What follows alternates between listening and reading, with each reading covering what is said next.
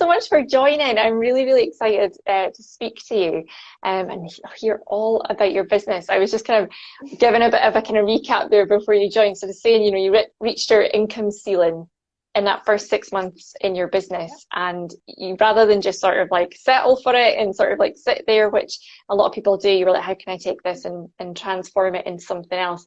And what I saw you do was truly fascinating and amazing, which was grow a VA agency. You're expanding every month, 5-figure monthly income, and you are supporting others in their journey as VAs as well, which I think is fantastic. So you're helping them realize their full potential, charge the prices that they're worth, and really helping them achieve the same kind of freedom in business that you've managed to achieve yourself, which is just truly fantastic. So I'll hand over to you now. I mean, I've kind of brief introduction of you, but maybe you can introduce yourself a little bit more and tell us kind of how you first came up with the idea of getting into business. How did you become a VA? Yeah. Well, firstly, thank you for having me. And also, it's so strange to hear you say all those things. Like, you know, when you're in the business all the time and you don't really stop and reflect, and then you hear it and you're like, wow, it's actually kind of crazy. But yeah, so I started my VA business in March 2019. And I'd always been really interested in business. I'd done bits of freelance work here and there, and I kind of knew I always wanted to work for myself. I was very self-motivated, and I was that really annoying staff member that you'd put me in a role and I wanted to do everything because I was just so interested in how the business ran. So it never really worked for me. And then I lost my job. I was made redundant, and I just thought, do you know what? I've got nothing to lose anymore. And on reflection, I almost think that was the thing that pushed me. I think a lot of people really struggle to leave their job because they've got that security, but I didn't have that. So it almost was easier for me to just think, oh, well, I'm going to give it a go. I Googled how to work from home, had no idea, didn't know what business I was going to have. The virtual assistant thing kept coming up, and I just thought, well, you know, I'm super organized, so I do that for myself. Maybe I can do it for other people too. And I just kind of put everything into it, like every hour of the day. And I think this is a bit of a misconception as well. People think it was like an overnight thing, and it definitely wasn't. I was just working so many hours. I think I was crying every night. It was so stressful. But I just kept going because I was like, this needs to work, you know, because I didn't have that security of having a job. I was like, it needs to work.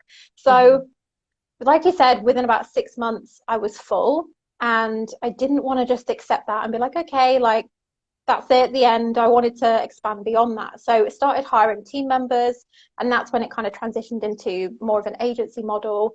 And then I was just so pulled to the mentoring side. So before I worked for myself, when I was working for other people, I actually worked as a mentor. That's what I did for other people. And I just was so drawn to getting back into that because there's something great about being a VA and going into someone's business and helping organize it and, you know, supporting that person. But being able to work with someone as a mentor and on that deeper level and really see their business growth, like for me, there is nothing better. So I'm really lucky that I get to do both now. Yeah, I'm totally with you on that. And it's so funny because similar story startups in terms of, you know, I was made redundant when I was 8 months pregnant.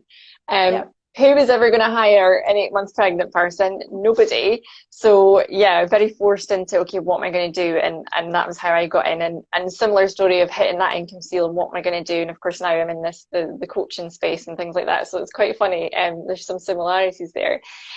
So what was your mission at the outset when you started as a VA? Like, did you foresee that it would become this big machine? No. I didn't even have a mission, honestly. Like, I skipped so many of the foundational steps when I set up because it was just pure desperation. I was like, I need to pay the rent, and I didn't know anything about getting contracts or insurance or just any of the stuff that to me now it's like, when I talk to my clients, I'm like, make sure you do these things, don't skip those steps. I did skip those steps because I just didn't know. I didn't have any.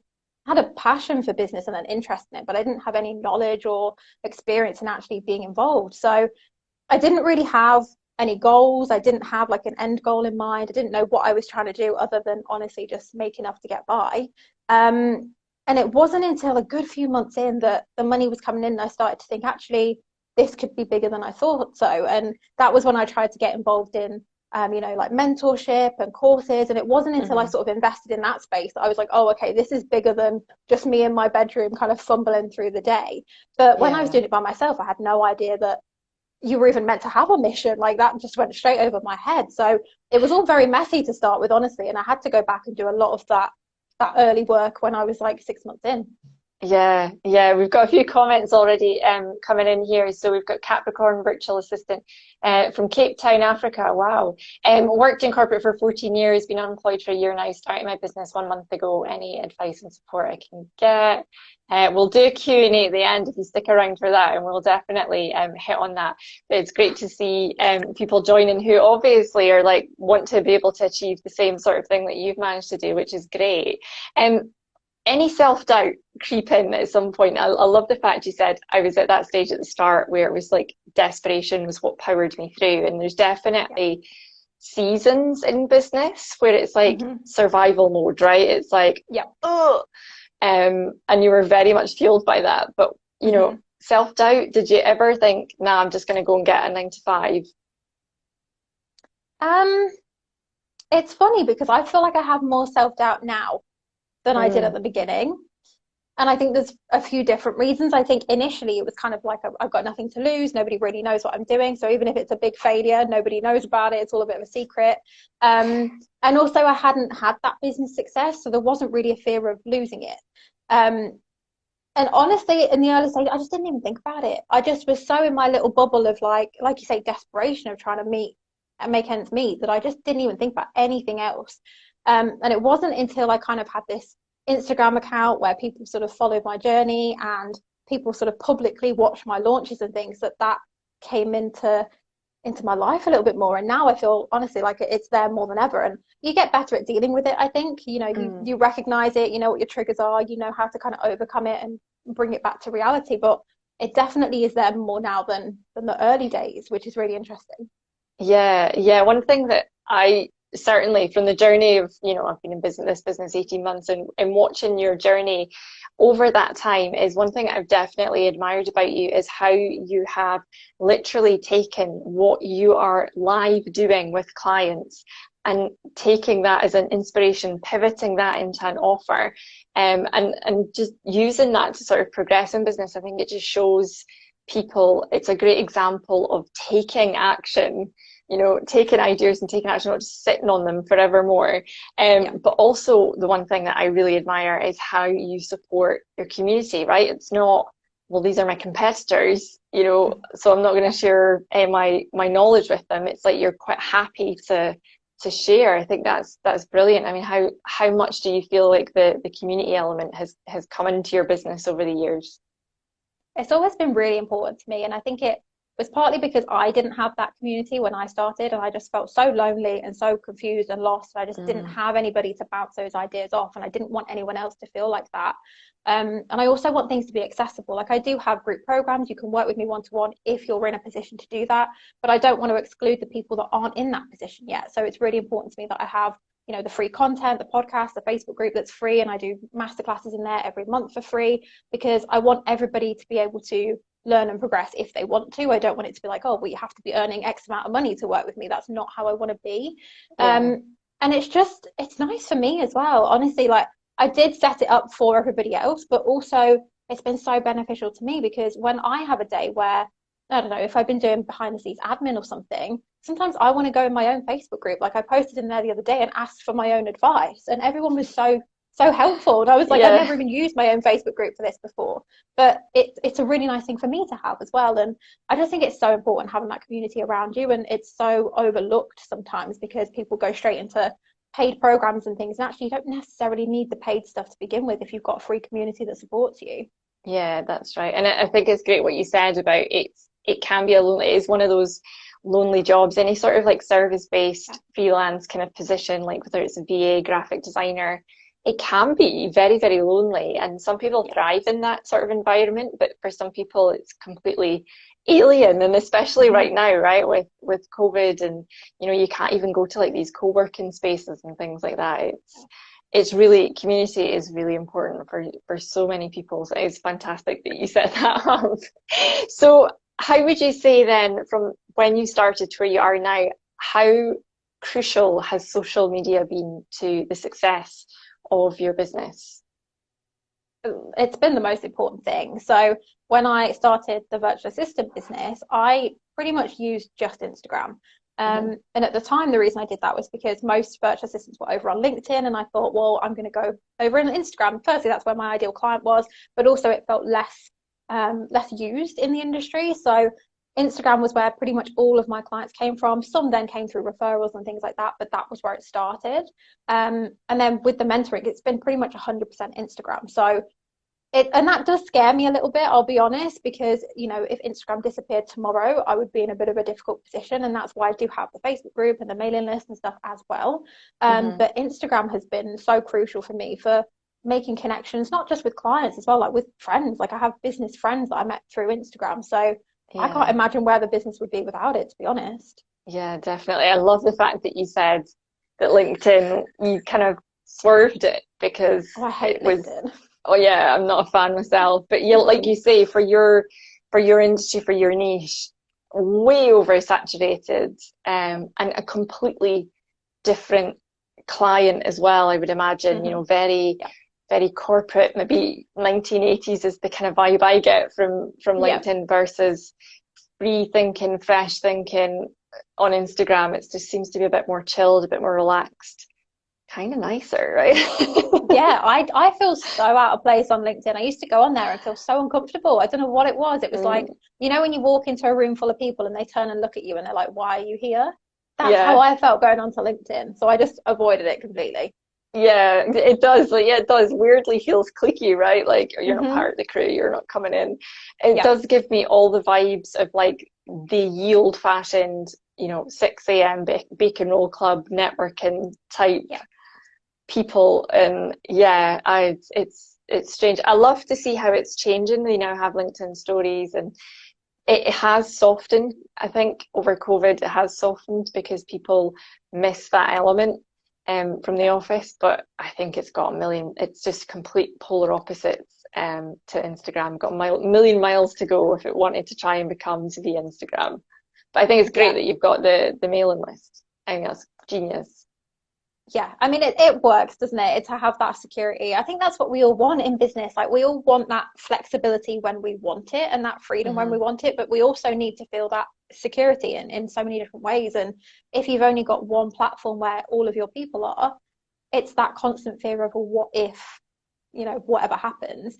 So it's just that making yourself feel secure and like, you know what, my mailing list is there if I need it. Like worst case scenario, it wouldn't be that bad. It's about like protecting yourself for those situations. Yeah, definitely. So what platforms have you experimented with outside sort of LinkedIn? So Facebook, I have my group over on Facebook. So I do love Facebook for that. And I used to use Facebook groups quite a lot as well to kind of build connections and meet people and stuff. That was really like a big part of the journey. Everything else, honestly, I've kind of avoided. I very much believe you're much better off to focus on one or two platforms and know them really, really well and just really utilize them than to be everywhere, but giving it like 20%. Because to be on TikTok and, you know, all the new ones that pop up, like what's it called, Clubhouse, to be on all of them and to understand how it works and to analyze whether they're good for you, oh my goodness, like you'd just be so overwhelmed. So I'm like, I love Instagram. I'm sticking with Instagram for now. I don't even have an iPhone, so I can't get on Clubhouse anyway. But even if I could, I wouldn't be there. Yeah, I'm that sad person. I look at the iPhone that I purposely bought just so I could check Clubhouse out, that sits dead on my desk. Never has any charge on it. It's difficult. Exactly what you said, you know, pick one or two, do them really well to try and be everywhere. And again, it's that 1980s mentality of, you know, when there was only TV, radio and press, it's like, well, the more places I am, the more eyes that are going to see me. Whereas online's totally different. It's like, it's not the more places you are, the more people are going to see me. It's actually you're diluting your message because you can't sustain all these different plates. I mean, it's crazy. Especially when you're just one person. Like when you're one person trying to do everything in business, 100%. It's like you have to pick where your energy is going. And I think when people get in that state of like overwhelm and stress, a lot of it is from spreading yourself way too thin. And I think sometimes we try and overcomplicate things as well in business. It can be really, really simple if that's what your business model allows. And sometimes we just make things so complicated and we try and be everywhere doing everything when we don't need to. Yeah, 100%, absolutely. So if you could go right back to the start, listen back to that redundancy moment and Hmm. change anything, would you change anything? Would you do it all over again? Um, oh, that's a good question. I think the only thing that I would possibly change is investing in a coach slash mentor slash course earlier, because Mm. I feel like when you're in this space, it's very normal to invest in those things. But when you haven't been in that space, it's like, why would I invest in a coach, right? It's like a completely different mindset. Yeah, And when I came into business and I started seeing all these coaches on Instagram, I didn't get it. I was like, why would I spend my money on that? Like, it just didn't, in my head, it just didn't make sense. And yeah, so for the longest time, I think it was probably 9 months or maybe even longer into the business before I invested in something, because I was just so stubborn. I was like, I want to do it by myself. I want to yeah, show everyone. I don't know who I was showing, but I wanted to show everybody that I could do it by myself. And then I invested in the first course, and I was just like, why is it just taking me so long to do that? And then since then, I've invested in so many things. And I think it's so, so important to invest in, upskilling or somebody who can support you, or a mastermind for community, whatever it is. But I was so against it for so long. So I don't like having regrets, and I don't want to say I would do things differently. But I think if I'd have done that earlier, I probably would have got here quicker. yeah, yeah, definitely. And I think another thing that people get caught up in is not moving quickly or not trying things. When they're in that survival phase, it can sometimes be quite a sort of period of indecision and, Hmm. loads of ideas on paper, not many of them actually make it into reality. And Hmm. sometimes when people then compare, the growth comparison syndrome that people get Yep. to a competitor who maybe started at the same time, I always say it's like, yeah, but the reason they're maybe further ahead is because they've went through that period of trying and taking action quicker than you have. You've Yeah. sat and deliberated and procrastinated and never ever gotten off paper. And that sometimes that's where you get that wild difference. It's yeah, procrastination, comparison, that survival phase is just it's deadly, isn't it? It is. It's really hard. And I always think this, like when I look back at the first year or so in business, it was really difficult. And that's not to say it doesn't have difficult moments now, Hmm. but it was so tough trying to navigate everything by myself and making all of the mistakes in the world because I didn't know what I was doing. And then feeling awful because I didn't have anyone else to chat to about them. It was just this mess that I felt like I wasn't going to get out of. And it wasn't until I actually invested in a coach that I was like, oh, like this is actually normal. This phase that I'm in is completely normal. Yeah. Everyone goes through it. I can learn from these mistakes, and then everything can make more sense when I do it next time. And I just look back and I'm like, why did I do things so difficult? Like I made things harder for myself for sure. Yeah, yeah, definitely. At what point did you think, obviously you said that you were just trying to rent in the first instance. At what point did that sort of penny drop and you thought, holy shit, this is actually working? Like I'm making the same amount of money that my salary was. Yeah. It was a weird one because I was so, again, stubborn. I think this has benefited me in a lot of ways. Not in Mm, my personal life. My boyfriend would tell you it's my worst quality, but in business it was great because I just didn't give up. I just kept going. So even in my first month, I made over 2 grand, which was more than I'd ever made in any of my previous jobs. So it was very surreal because I was like, okay, I've made all this money. If I keep going, I know I can make more. But also, it was very, very difficult, and I was very stressed, and I felt very lost and overwhelmed. So I don't know is the answer to your question. I think straight away in that first month, I was like, oh, this is a thing. Like this can work. This is not just a few pounds here and there to get by. This is actually more money than I've ever made. And it mhm. actually, my first month, it got me out of my overdraft. And I've been in my overdraft for years as a student. I'd really struggled. I'd gone in and out of it. And I got out my overdraft in the first month, and I was like, oh, why didn't Wow. I do this earlier? It was like this real light bulb moment. But I think because it was so full on for that, particularly the first 6 months, I didn't really have a chance to stop and process that and what it meant, if that makes sense. Yeah, yeah. No, it is. It's fantastic, and there is that point. I think a big difference I probably have from your journey is that you then turned it into an agency model. Whereas when I hit my ceiling, and I did think, well, I suppose the natural thing to do is to start hiring people, but I was like, I don't really want to be in charge of people. To me, that's Mm-hmm. like terrifying, scary. Yeah. I don't want to be responsible for them, the pressure, and that was when I pivoted to this. But yeah, I always say to people when, especially if they get made redundant, it's like, it's such a bad word, right? It's such a negative connotation. And Yeah. it's amazing what you can come out of that, and setting up your company and getting your first few clients and making ends meet and making the same amount of money that you were in your salary. It kind of just weirdly happens. It's amazing who you already know in your contact network. I found that a lot of my first clients were from people who I already knew, or previous employers, like instantly. Is that what you found as well? Um, yes and no. I don't feel like I necessarily knew many people, and I didn't really Mm. get any clients from people I knew. But what I did find was that it was a case of just putting yourself out there, which you never really have to do when you work for somebody else. So I think I told myself for years, or how am I going to start a business? I don't know anything, I don't know anyone. And I'd always thought about the potential negatives Hmm. rather than actually focused on the fact that actually I am really persistent. And if I want something, I will work hard until I get it. And so in that first, oh God, I think it was the first week of me being self-employed. I've never told anyone this story. So I had never transcribed anything. I'd never done any transcription work. And I got an email from somebody, and I don't know how they got my details, but they said, we have, I think it was like 200 hours worth of transcriptions. They were Oh my looking for gosh. multiple people to take on a few hours here and there. Was I available? Now, the normal person might have said, yeah, I can do some. I got back to them and said I could do it all. Didn't know how I was going to do it. I had no idea what it was like to transcribe. I was clueless, but I was desperate, like I needed it. And I was like, this money could be the thing that gets the ball rolling for me. This could be like the first job that is, a really big job. And they said yes. And it was so intense for that first couple of months. I had to bring on a team of like 20 associates who I had to manage straight away. There was people who dropped out. There were people who thought the work was awful. It was so stressful, but that was the first job that paid me 4 figures. And that was what got the ball rolling for me. But I think most people in that situation would have played it safe and said, oh, I've never really done it before, but I can do maybe an hour.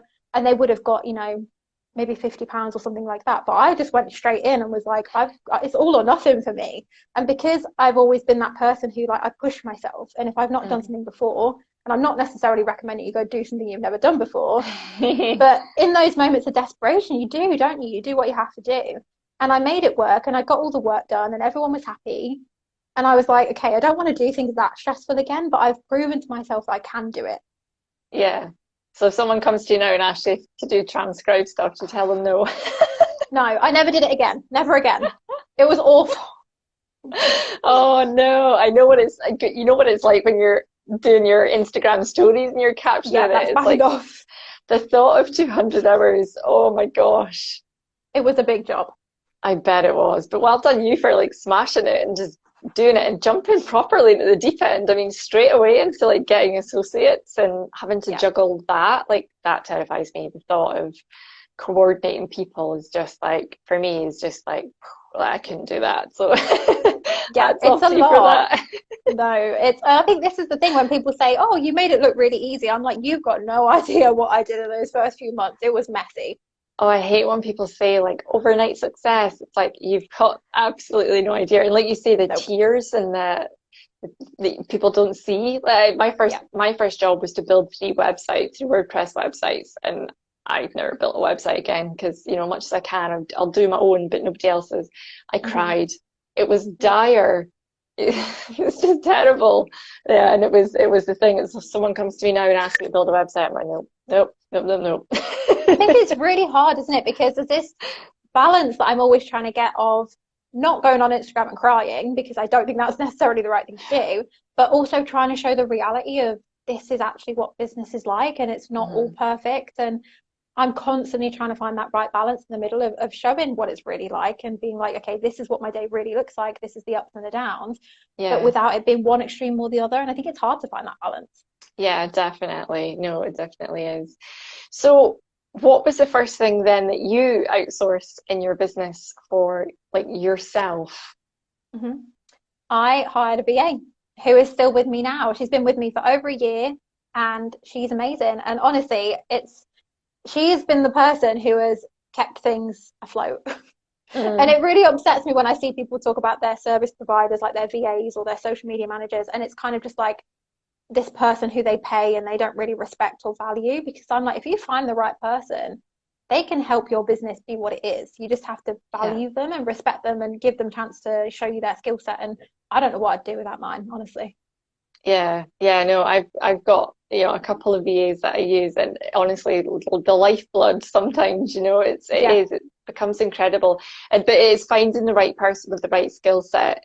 And obviously if they're doing things that they enjoy, because a lot of the time you outsource the bits that you don't like, and you can't imagine that someone would genuinely enjoy doing that, but they do. That's to someone else. That's like quite happily sit there and transcribe all day, right? Right, yeah. And I think that's so important, to find people who love what you don't. And I say this about hiring a team as well. So the people who are looking for associates, for example, it's very easy to get on a call with people, find someone you really gel with and be like, oh my God, I hate this thing. Oh my God, I hate that thing too. And you become friends and you're like, I want to hire this person. But you don't want a copy of you. You need someone who's going to fill your gaps. You almost need to get on a call with someone who loves the things you hate and hates the things you love, because then you're almost like that jigsaw puzzle. You fit together and you're a better team. But we're naturally pulled to the people who are like us. So it's quite difficult to be aware of who you're hiring, but you definitely need to find people who fill those gaps that you've got. Yeah, no, wise words, definitely. So if you had one piece of advice for anybody who's watching this who is maybe thinking of becoming a VA, taking that first steps in any business, but has got that crippling fear of actually making a start, what would it be advice-wise? I would say just be really, really open to the opportunities that you might miss, because sometimes we have this expectation of what things will look like. So you might imagine it and you're like, oh, I'm going to get this client and I'm going to get them from this place and this is how they're going to come to me. And we're so focused on what we think it's going to look like that we miss the things that are right in front of us. So many times I've had one-to-one calls with people and they're struggling to get clients. And I say, okay, well, who have you spoken to? Have you told your friends about it? Have you told your family? Have you put it on LinkedIn? Have you talked about it on Facebook? And they're like, no. And I'm like, you're missing the things that are right in front of you because you're so focused on your own expectation. And I think a lot of people have this fear that they need to do this big launch and suddenly put everything out into the world. And I'm like, it doesn't have to be like that. It might just be that one day you message everybody you know and say, hey, just so you know, I'm offering this service now. So if you know anyone, can you send them my way? That might get you your first 2 clients. They might stay with you. They might recommend you to somebody else. It doesn't have to be this really big deal with like a massive launch and a countdown and all these things if you don't want it to be. It can be as simple as just opening your eyes to the opportunities that are around you already. Yeah, absolutely. There's so many different ways to launch really any service, and it's true. It's like what you say. Like so many people see like this public launch, the big sort of the Greatest Showman, red carpet kind of launches, countdowns, and early bird pricing, and all this kind of hoopla. And actually, a lot of the selling and a lot of the good selling can be done behind the scenes. It's incredible what can be done there, and you don't have to do this big massive energy thing, which for some people, if they're introverts and things like that, like the thought of doing something like that is just like, heck no, Yeah, you have to find what works for you. And for some people, it's going to be the massive launch. For some people, like you say, it's behind the scenes. I've done programs where I've not even launched it officially because I've been having conversations to people in the DMs and it's sold out before it's even needed to launch. So I think it's just about finding what works for you. Yeah, definitely. So what businesses have you looked up to in terms of inspiration when you were starting and your journey to where you are now? In the early days, I just wasn't looking at anybody, which I almost think was a good thing, because it's very difficult when you start to follow a ton of people on Instagram and then every day you open up your phone and everyone's doing all these things and everyone's doing things different to you. It can become really difficult to know what's you and what's being influenced by other people. So actually, if you go on my profile, you'll see I follow like nobody anymore. I unfollowed pretty much everybody unless you're a client of mine or somebody I work with. I don't follow people, and that's not to say I don't go on people's profiles and see what they're up to, because I do. But it's more that I can control what I'm seeing. So if I get on my phone in bed in the morning, I know that I'm only going to see what my clients are up to, which makes me happy. So I'm really kind of being careful about what I look at and what I do look up to. There's a few business owners I do love, people like Vanessa Lau. I think the way she runs her business is just so like ethical, and she's trying to get everybody involved, and she's always very like moral with everything she does. And I think that's something I've really grown to look up to, those people who run their businesses from a really ethical place, Alice Benham, she's really good at that too. I think initially it was all the glitz and the glam, right? Who's got the fanciest life? I'm drawn to that. And now it's more like, okay, who's actually running a really good sustainable business that is positively impacting other people? That's what I looked for now. Yeah, definitely. And I loved what you said there about controlling the content that you consume. I'm totally all for that. I really am hugely triggered if I see competitors, things popping up. And for me, when I'm chilling in the evening, I know my safe space is TikTok. The Yeah. algorithm on TikTok's brilliant. The For You page, I literally only see cats and Harry Styles, and that's it. So I'm safe, right? Yeah, I'm you not can't going to have a see bad day with that, competitors can or you? yeah. I'm not going to get stressed out at 8 o'clock at night watching No. that. So no, it's absolutely great. It's true what you say, because when you come to a space completely fresh, and much as, my background's marketing and social media and things like that, I hadn't no idea of the coaching space and courses and masterminds and group programs and all the terminology. And Yeah. you come to it with your concept and your idea, but very quickly through consuming what other people are doing, all of a sudden you think the way you're doing it is wrong and the way they're doing it is right. And you then, like you say, you start to get influenced and you kind of get off track. And that can be deadly because, if you'd stayed on track, could you have shot right by them? But yeah, if you just become a mirror image of everyone else, then, it's just, what do you stand for? Yeah, and I think it leads to a lot of like unfulfillment as well. So, Mm-hmm. you see people hitting those 10K months, for example, or six-figure years, and all of a sudden that's what you're aiming for when you never had that in your mind when you started your business. That was never a goal. But now, because you see everyone else celebrating it with the balloons and the champagne, it becomes a goal for you. And then you get there and you don't actually feel fulfilled at all because it was never your goal, it was somebody else's. Mm-hmm. And I see a lot of that in my clients where they hit these huge milestones where they've got massive teams or doubled their income, and they're like, this doesn't feel how I thought it was going to feel. But it's because it was never their thing. It was never what they wanted. It's just what other people were doing. And then you kind of internalize their someone else's goals, and then you get there and you're like, this isn't it. This isn't what I want. Yeah, no, yeah, consuming content coming from a content marketer is sometimes is sometimes quite deadly. It really, really is. Um, so we've got a quick fire round now. So if anyone is watching Okay. this and wants to ask Gemma any questions, pop them in the chat. I've seen a few of them come in as we've been talking there. But we're going to do a quick fire round and then we'll hit the questions. So pop them in the chat if you want to. So ready? So what's your favorite social media platform? Instagram. Cool. What about video or podcast? Oh, I really like Rachel Rogers' podcast. I don't know what it's called off the top of my head, but she has a podcast aimed at women who earn seven figures, which is so interesting. Cool. What about live or pre-recorded? Oh, I don't know. Probably live, I Yeah, think. that was a tough I love one. the kind of, I know it is. I love pre-recording, but I love the live atmosphere. You don't get that pre-recorded. Yeah, definitely. What about filter or no filter? No filter. Yeah, showing it That real. was easy. Yeah. What about daily or ad hoc posting? Oh, ad hoc. Yeah, definitely. Don't want to get like pulled into that whole frequency thing. When it Um, feels good for you. yeah, definitely. What about DIY or outsource it? Oh, goodness. Outsource, but also know what, how do I word this? Don't just outsource it and never think about it yourself. Because then if that person leaves or does something wrong, you don't want to be like, well, I don't even know the login. Right? You need to have a certain level of understanding and then you can outsource. Yeah, definitely. TikTok or Reels? Reels. Only because I Yeah, just don't go on TikTok. yeah, you're missing out on all that cats though. Maybe I need to get on it for the cats and the Harry Styles. Oh, definitely for the Mr. Styles. What's your favorite binge shows on Netflix or Amazon Prime? I love This Is Us. It makes me super emotional. I could cry every episode. But also anything like criminal related. So when I did psychology, I did forensic psychology, and I thought I was going to end up working in prisons, which obviously I don't. But Yeah, I love that whole criminal crime drama stuff. I could watch it for hours. yeah, absolutely. I love that. Have you seen Unforgotten? I don't think I have. Oh, it's ace. It's basically like following a female detective who's working on like historical, like discovered, 30-year-old murders and stuff like that. It's Okay. fascinating. Yeah, it's Well, a I'll be good one. watching it tonight. Yeah, definitely. Right, on to the questions. We've had some questions sent in and then we'll get to the questions that are in the chat.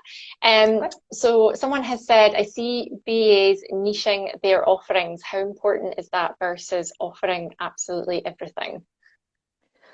Um, so I think that niching is always good because if you try and offer everything, you're kind of offering nothing. And what I mean by that is if you were hiring somebody, like let's say you were a hairdresser and you wanted to hire a virtual assistant and you had the choice between person one, who is a virtual assistant offering everything to everyone, and then person B, who is specifically a VA for hairdressers, you're going to have an obvious choice there because you want somebody who understands your industry, who understands the type of work you want.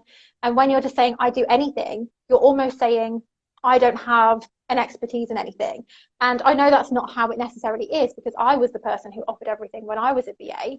And that was because I just loved variety. But what I got was people sending me the kind of like bottom of the barrel tasks that nobody else wanted to do. And so I think by niching down, you are able to better talk to your people because you can speak to them directly, right? You can't figure out the pain and pleasure points of everybody and include that in your content. But if you're really Yeah, clear on who your people are, you can talk to them and you can figure out how they want to communicate with you, what services they need, and all that kind of stuff. But what I would say is that you don't necessarily have to niche down to a specific industry.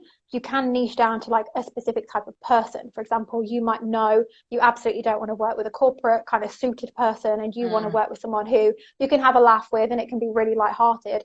That might be your ideal client and you can talk to that type of person in your content without necessarily picking what industry they're in. If that makes sense. yeah, yeah. And I suppose tasks as well, right? Because you'll have BAs who specialize in transcribing or Yep. social media or, content creation, copywriting, finance related tasks. Like there's so many different tasks. And then, as you said, people can always upskill as well as they go along if you feel the need. Yeah, and I think over time you probably get clear on what you enjoy doing as well. I think there's nothing wrong with starting off as a really general VA, offering everything, Mhm. because you need to figure out what you love. And I think over time you'll probably realize actually I really love this type of work, I really hate this type of work, or I really don't enjoy working with this type of person or this industry, whatever it is. Like you get clearer on what you want, and that clarity I think comes with time. And I don't think you necessarily have to have it all figured out before you start. Definitely. So what's your favorite thing to do for your own clients? Do you still have any of your own clients now? Yep, so the business is still there. I actually work with one particular client still really closely just because we get on so well and I love her business and I almost feel like I helped build her business, which is one of the Yeah. things I love about working with people so closely. But it definitely feels very, very different to the VA relationships I used to have, where it was Mhm. very sort of ticking off a task and then moving on to the next thing. What I love the most in both sides of the business is just seeing that transformation and knowing that you had a part in that. So like Mhm. going from the stages where you're mapping something out with somebody, whether that's a VA client or a mentoring client that I have, and then actually watching it come to life and then being able to reflect with that person and be like, 3 months ago you had no business and now look at you, like this is amazing. Like Yeah, that is just so satisfying to see. it is. It's a passion of mine is to see the transformation, see the success, help them grow, help them Yeah. achieve.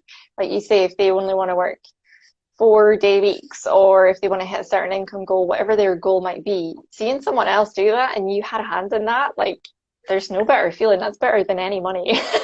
It's amazing. I started a mastermind recently and we had our very first call yesterday and every single one of the girls afterwards messaged me and was telling me how great it was. One of them messaged me and said it was the best thing ever and I cried. I was like, this is so Oh, special to me because this is what I created. I wanted to create that community and that space for them and to see them so happy with it. I was like, this is literally why I do this. It's so important to me. it is. It's really, really cool. Any tips for getting your first client? Okay, I'm gonna have two. Is that cheating? Yeah. I'm gonna say two. So firstly, speak to everybody, and just like shout about what you do from the rooftops. Every conversation you have, mention what you do, even if it's the postman dropping something off. if he asks what you do, don't just say, oh, I know nothing, and shy away from it, because he might have a second business that he needs support with. His wife might have a business, right? So talk to anyone and everyone. I used to take little business cards out when I went shopping, and at Christmas markets and stuff, I'd buy from a small business owner and I would give a business card in return. Oh, Because, clever. you're making those connections and kind of reaching out to everyone. My second one would be, and this kind of sounds contradicting, but don't just reach out to everybody. Focus on one person at a time. So if you're doing outreach and you find someone that you would really love as a client, really focus on personalizing your messages to them and how you can support them and the transformation you can give them. Give them 100% of your energy as you onboard them, and then look for somebody else. Because if you're just firing out messages left, right, and center that are copied and pasted, you won't sign the clients because they will see through it. So it's a combination of like talking about what you do to everybody, but when it comes to focusing on onboarding people, do it one person at a time, but give it 100% of your effort. Yeah, that is wise words. Right, let's have a look through the comments. Wowie, there has just been loads. Let's see what we've got question-wise. So, oops, what have I done? Typing in there. So we've got Capricorn virtual assistant, who we mentioned earlier. So she's looking for advice, any tips that she can get. So she's literally just started. She's only been in business for 1 month. Any advice that you can give? I would just say be persistent, be consistent, be persistent. I think sometimes we expect things to happen really quickly, and then when they don't, or when you start to get those no's, it can feel like, oh, I'm doing something wrong. It's completely normal. You're going to get a lot of no's in the early days, and that is just the norm. But keep going, because it will all start to fall into place, and it only takes a couple of clients for you to then start getting referrals and all those types of things, and it can snowball really quickly. The first few months is the hardest, but just keep going through the no's. Yeah, we've got so many people agreeing with you on the investing early in their business. So we've got Alyssa from Nerve Client Studio, so she completely agrees. Ben also agrees, the web expert. So we've got one from Luxury You Dream, who's saying, what as a beginner should I be focusing on? I would say one of the most important things is your customer or your client and what they need to see from you. So rather than focusing on, oh, I need a fancy website, I need to be on all the social media channels, think about, okay, what does your customer or your client need? Do they need a particular service? Do they need you to talk to them in a particular way? Do they need to see a particular type of graphic in order to understand what it is you're trying to convey? Think about the customer's journey. Like, how are they going to come through to you? What do they need to see in order to say yes to you and work with you? And then make sure you've perfected every step of that customer journey. So if part of the customer journey is people come through to your Instagram and then the next step is they book a call with you, have you made that process easy? Is it really easy to book that call with you through your Instagram? Is it clear that that's what they need to do? Because if you're expecting that to be the journey, but then you've put like your Facebook page as your link in your bio, there's going to be confusion and it's not easy for them. So step into like your ideal client and what do they need from you? Focus on that. You can build all the other stuff out afterwards. Yeah, it is. It's one of those steps, isn't it, that a lot of people, regardless of the business, kind of skip over. They skip over doing the sort of like foundational textbook stuff. I know I did, because, I work in marketing. I don't have to do that, right? And you always come back to it. It's like, well, you can't do it unless you know who your ideal client is. You're going to struggle to create content. You're going to struggle to know what you should be doing next. It's so difficult. And the navigation is, like you say, it's key. So many people miss that. Link in the bio, like how many clicks is it before you can get to book a call? Is it 1 click? Is it 10 clicks?